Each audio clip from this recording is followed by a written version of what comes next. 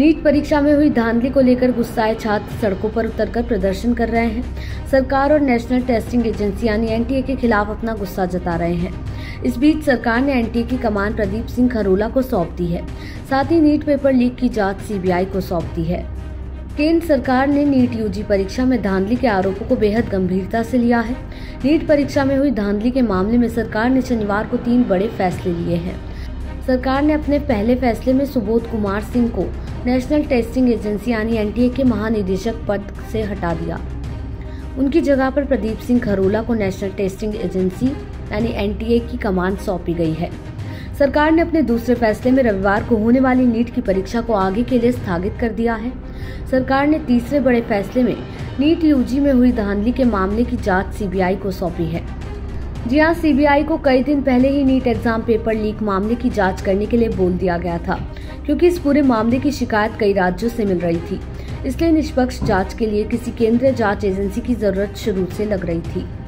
UGC net exam के मामले में शिक्षा विभाग की शिकायत पर एफआईआर दर्ज करने के बाद अब शिक्षा मंत्रालय ने लिखित तौर पर नीट यूजी परीक्षा में गड़बड़ी का मामला सीबीआई को जांच के लिए सौंप दिया है और बहुत जल्द अब सीबीआई नीट मामले में भी एफआईआर दर्ज करवाकर जांच को आगे बढ़ाएगी, क्योंकि इस एग्जाम के मामले में बिहार और गुजरात पुलिस एफआईआर दर्ज कर कुछ आरोपियों को गिरफ्तार कर चुकी है।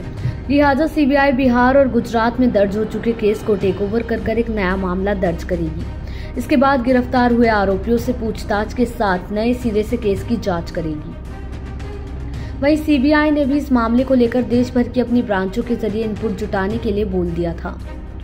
यूजीसी नेट मामले में अज्ञात लोगों के खिलाफ साजिश और धोखाधड़ी का मामला दर्ज करके आज सीबीआई ने यूपी के कुशीनगर में एक कैंडिडेट से पूछताछ की है। इसके साथ ही नीट मामले में बिहार देवघर से कई आरोपी गिरफ्तार किए जा चुके हैं। सीबीआई अब शिक्षा मंत्रालय की शिकायत के आधार पर मामला दर्ज करके गिरफ्तार हुए आरोपियों से पूछताछ करेगी। अब सवाल आता है, क्या नए सिरे से जांच आगे बढ़ाएगी सीबीआई? जी हां, नीट में हुई धांधली के मामले में सीबीआई पर दोनों ऑप्शन है। वो बिहार और गुजरात वाले केस को टेक ओवर कर सकती है या अपना एक फ्रेश केस दर्ज करके जांच शुरू कर सकती है। अगर फ्रेश केस दर्ज किया जाएगा तो बिहार और गुजरात पुलिस की जांच में उनके द्वारा गिरफ्तार आरोपियों की कस्टडी ली जाएगी। एक नए सिरे से जांच को आगे बढ़ाया जाएगा। वहीं ईओयू ने भी केंद्र को सौंपी है रिपोर्ट। नीट पेपर लीक की जांच कर रही बिहार पुलिस की आर्थिक अपराध इकाई यानी ईओयू ने केंद्रीय शिक्षा मंत्रालय को नीट पेपर लीक से जुड़ी अब तक की पूरी रिपोर्ट सौंप दी है। साथ ही जांच में मिले अब तक के सारे सबूत और गिरफ्तार आरोपियों के बयान के साथ ही सारे वीडियो और एविडेंस भी ईओयू ने शिक्षा मंत्रालय को सौंपे हैं। ईओयू ने बिहार के बाद अब झारखंड में भी पेपर लीक जांच तेज कर दी है। देवघर से पेपर लीक के 6 आरोपी पकड़े गए हैं। ईओयू की इस कार्रवाई में पकड़े गए सभी आरोपी नालंदा के रहने वाले हैं।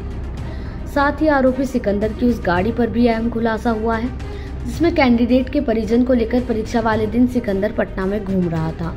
रविवार को होने वाली नीट पीजी परीक्षा रद्द किए जाने पर डॉक्टर्स के संगठन ने नाराजगी जताई है। डॉक्टर्स एसोसिएशन ने कहा कि ये बिल्कुल शर्मनाक है। नीट पीजी परीक्षा फिर से स्थगित कर दी गई। तय समय से ठीक एक दिन पहले ही किया गया। ये उन मेडिकल छात्रों के लिए दयनीय उत्पीड़न है जिन्होंने लंबी पढ़ाई की, पैसा खर्च किया और समय का बलिदान दिया है। देश दुनिया की ऐसी ही तमाम खबरों के लिए देखते रहें सहारा समय का डिजिटल प्लेटफॉर्म समय डिजिटल।